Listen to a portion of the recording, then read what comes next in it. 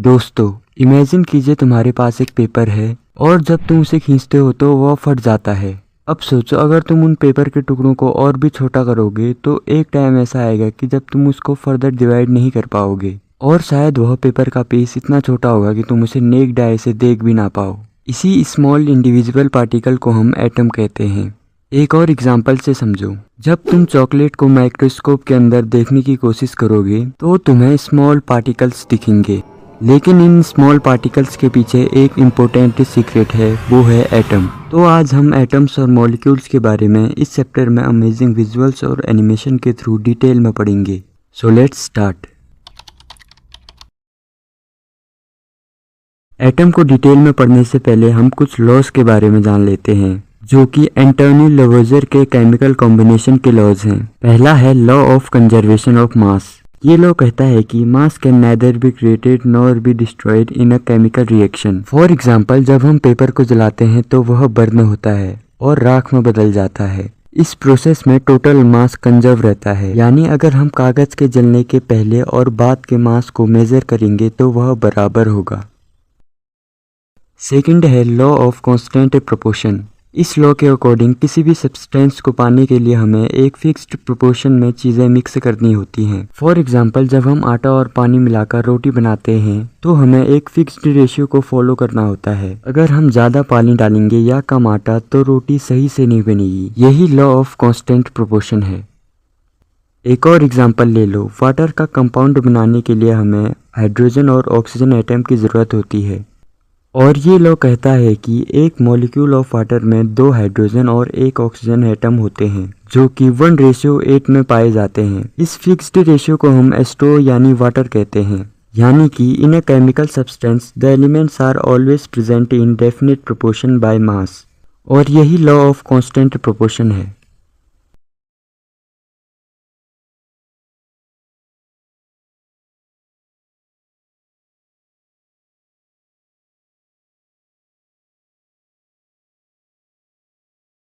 लेकिन इन दोनों लॉस का कोई एक्सप्लेनेशन नहीं था, इसलिए साइंटिस्ट जॉन डाल्टन ने डाल्टन एटॉमिक थ्योरी से इसे एक्सप्लेन किया और कुछ इंपॉर्टेंट पोस्टुलेट दिए। पहला पोस्टुलेट है all matter is made up of very tiny particles called atom, यानी कोई भी मैटर काफी स्मॉल पार्टिकल से बना होता है जिसको हम एटम कहते हैं। दूसरा है atoms are individual particles which can not be created और destroyed in a chemical reaction, यानी कि जो एटम होते हैं वे इंडिविजुअल पार्टिकल होते हैं, यानी हम उनको डिवाइड नहीं कर सकते हैं और ना ही हम उनको क्रिएट कर सकते हैं और डिस्ट्रॉय कर सकते हैं।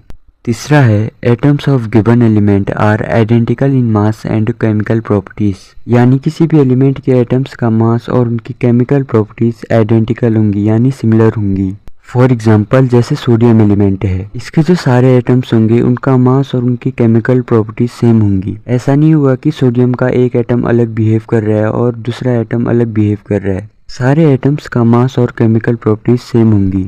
चौथा है atoms of different elements have different masses and chemical properties, यानी अलग अलग एलिमेंट्स के जो एटम होते हैं उनका डिफरेंट मास और उनकी डिफरेंट केमिकल प्रॉपर्टीज होती हैं। यानी जैसे हाइड्रोजन और ऑक्सीजन एटम का मास डिफरेंट होगा और उनकी केमिकल प्रॉपर्टीज भी डिफरेंट होगी। पांचवा है atoms combine in the ratio of small whole numbers to form compound, और इसको आप वाटर बनाने की एग्जांपल से कनेक्ट कर सकते हो। जैसे वाटर बनाने के लिए हमें 1:8 के रेशियो को फॉलो करना होता है और तभी हमें उसका कंपाउंड मिलेगा। छठा है the relative number and kinds of atoms are constant in a given compound. It means that compound के अंदर मौजूद एटम की रिलेटिव संख्या और जो उनके प्रकार है वे हमेशा बराबर रहते हैं। जैसे कि अगर हम वाटर यानी H2O की बात करें तो उसमें हमेशा 2 हाइड्रोजन और 1 ऑक्सीजन एटम प्रेजेंट रहते हैं और तभी हमें वाटर का कंपाउंड मिल पाता है। अब टाइम आ गया है कि हम एटम के बारे में पढ़ें। तो एटम आखिर होता क्या है? The building block of all matter is called atom, यानी किसी भी मटेरियल की स्मॉलेस्ट यूनिट या फिर फंडामेंटल यूनिट को हम एटम कहते हैं। जैसे कि अगर हम भी पेपर का एग्जांपल लें तो जब हम पेपर को छोटे टुकड़ों में तोड़ेंगे तो एक टाइम ऐसा आएगा कि जब हम उसको फर्दर डिवाइड नहीं कर पाएंगे। उसी पेपर के स्मॉलेस्ट पार्ट को हम एटम कहते हैं। लेकिन आखिर ये एटम कितने छोटे होते हैं? तो इसको आप चींटी से कंपेयर करके देखिए। एक नॉर्मल चींटी का साइज होता है 10⁻³ यानी कि 1/1000 मीटर, और एक हाइड्रोजन एटम का साइज होता है 10⁻10 मीटर यानी कि 1/10 जीरोस। तो आप इमेजिन भी नहीं कर सकते कि एक एटम चींटी के कंपेयर में कितना ज्यादा छोटा होता है। एटम के साइज को हम एटॉमिक रेडियस में एक्सप्रेस करते हैं, जो कि नैनोमीटर में एक्सप्रेस होती है। 1 नैनोमीटर इक्वल टू 10⁻⁹ मीटर। आप इस यूनिट को शायद इमेजिन भी नहीं कर पा रहे होंगे कि यह कितनी छोटी है।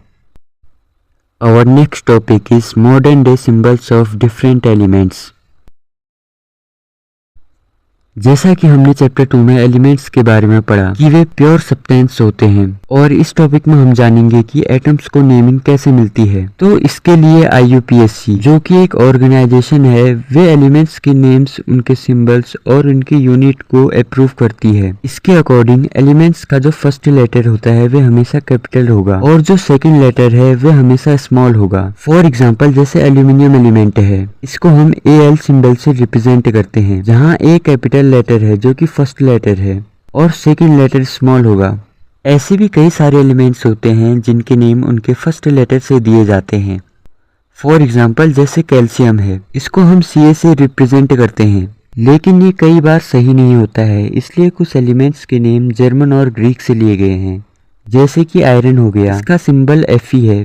पोटेशियम, इसको हम K सिंबल से रिप्रेजेंट करते हैं, इसलिए हम कह सकते हैं कि each element has a name and a unique chemical symbol.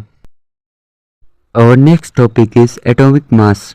तो एटॉमिक मास होता क्या है? Mass of an atom of an element is called atomic mass, यानी किसी भी एलिमेंट का एटम कितना भारी है उसे हम एटॉमिक मास कहते हैं, और इसको हम AMU में मेजर करते हैं, यानी कि atomic mass unit. 1 AMU is equal to 1/12 mass of 1 carbon atom, और इसको हम U से भी रिप्रेजेंट करते हैं। मैं कुछ एलिमेंट्स के नाम बता रहा हूँ, इनके एटॉमिक मास को आप अच्छे से याद कर लीजिएगा, क्योंकि ये काफ़ी ज़्यादा इंपॉर्टेंट है और ये 11th में भी काफ़ी ज़्यादा यूज होते हैं। फॉर एग्जाम्पल हाइड्रोजन एटम, इसका मास है 1 AMU। Second carbon 12 AMU, nitrogen 14 AMU, then oxygen 16 AMU, Na sodium is equal to 23 AMU, magnesium is equal to 24 AMU, sulfur is equal to 32 AMU, chlorine is equal to 35.5 AMU, and at last calcium is equal to 40 AMU। और अगर आपको atomic mass कैसे निकालते हैं इसके बारे में जानना है तो नीचे कमेंट सेक्शन में कमेंट कीजिएगा, मैं अगली वीडियो इसी टॉपिक पे बनाऊंगा। Our next topic is molecules। तो सबसे पहले सवाल आता है कि मॉलिक्यूल होता क्या है। So a molecule is in general a group of 2 or more atoms that are chemically bonded together that is tightly held together by attractive forces। यानी कि एक मॉलिक्यूल 2 और मोर एलिमेंट्स के बॉन्ड से बना होता है। अब कई सारे ऐसे एलिमेंट्स भी होते हैं जो अकेले एग्जिस्ट नहीं करते, जैसे कि सिंगल ऑक्सीजन एटम कभी भी एग्जिस्ट नहीं करता, इसको हम हमेशा O2 लिखेंगे, यानी कि ऑक्सीजन गैस। वैसे ही 3 ऑक्सीजन एटम को हम ट्राइएटॉमिक कहते हैं, यानी कि ओजोन गैस। इसी मॉलिक्यूल के नंबर ऑफ एटम्स को हम उसकी एटॉमिसिटी भी कहते हैं, और जब डिफरेंट टाइप के 2 और मोर एटम्स कंबाइन होते हैं तो हम उसको मॉलिक्यूल ऑफ कंपाउंड कहते हैं। फॉर एग्जांपल जैसे H2 हो गया और CO2 हो गया। तो इसी में एक टॉपिक आता है ion. So what is ion? तो जब भी किसी एटम या फिर मॉलिक्यूल के पास पॉजिटिव या फिर नेगेटिव चार्ज होता है तो उसे हम आयन कहते हैं। नेगेटिव चार्ज्ड आयन को हम एनायन कहते हैं और पॉजिटिव चार्ज्ड आयन को हम कैटायन कहते हैं। फॉर एग्जाम्पल NaCl, यहाँ पे Na यानी कि सोडियम के पास पॉजिटिव चार्ज होता है और Cl के पास नेगेटिव चार्ज होता है। आपको शायद यहाँ पे चार्ज पे कंफ्यूजन हो रहा होगा कि यह चार्ज कैसे एलिमेंट के ऊपर लग रहे हैं, तो इसके लिए आपको थोड़ा पेशेंस रखना होगा, क्योंकि हम इस टॉपिक को अगले चैप्टर में डिस्कस करेंगे। क्योंकि इस चार्ज के कॉन्सेप्ट को जानने के लिए आपको वैलेंसी के बारे में पता होना बहुत ज़्यादा जरूरी है, तो इसको हम अगले चैप्टर में डिस्कस करेंगे। फिलहाल जो मैं टेबल आपको दे रहा हूँ इसको आप अच्छे से याद कर लीजिए, क्योंकि यह काफ़ी ज़्यादा इंपॉर्टेंट है और ये कंपाउंड फॉर्मेशन में आपकी काफ़ी ज़्यादा मदद करेगी। Our next topic is writing chemical formulas।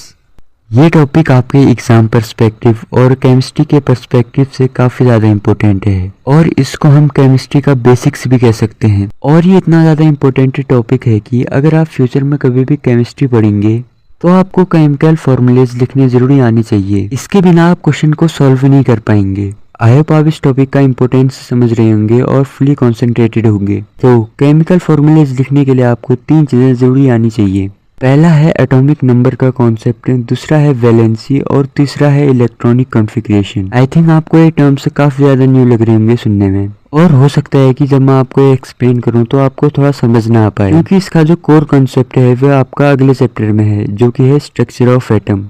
वहाँ आप इसके बारे में डिटेल में पढ़ेंगे कि वैलेंसी क्या होता है, एटॉमिक नंबर क्या होता है और इलेक्ट्रॉनिक कॉन्फ़िगरेशन क्या है। इस चैप्टर में मैं आपको इन सारे टॉपिक्स का एक ओवरव्यू दे दूंगा, लेकिन उसके लिए आपको जो मैंने ये टेबल दी है ये काफी ज्यादा इंपॉर्टेंट है याद करना। तो आई होप आपने ये टेबल याद कर ली होगी। तो सबसे पहले हम वैलेंसी के बारे में पढ़ेंगे। तो आखिर वैलेंसी होती क्या है? द कंबाइनिंग पावर और capacity of an element is known as valency, यानी किसी भी एलिमेंट की कंबाइनिंग पावर को हम वैलेंसी कहते हैं। फॉर एग्जांपल सोडियम का इलेक्ट्रॉनिक कॉन्फ़िगरेशन होता है 281 और इसकी वैलेंसी होती है 1, और क्लोरीन का एटॉमिक नंबर होता है 17, इसकी इलेक्ट्रॉनिक कॉन्फ़िगरेशन है 287 और इसकी वैलेंसी 1 हो जाएगी। अगर आपको वैलेंसी के बारे में डिटेल में जानना है तो आप अगले चैप्टर को रेफर कर सकते हैं। आप पहले अगले चैप्टर को पढ़िएगा और फिर इस टॉपिक को देखिएगा।